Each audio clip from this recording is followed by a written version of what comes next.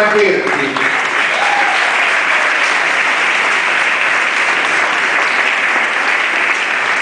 E credo che cantare dentro questo spazio, insomma, sia cantare due volte, soprattutto quando si interpreta un brano dedicato alla Madonna.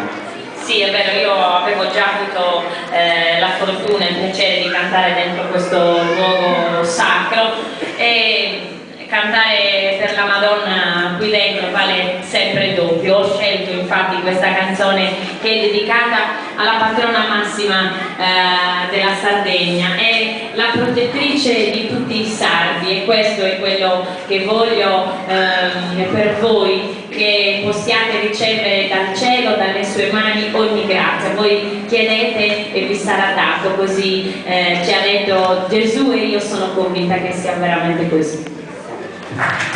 Questo è veramente un sentimento che accompagna il canto, un brano molto bello, e noi ti porgiamo il microfono, facciamo un po' di acrobazie ma ci arriviamo.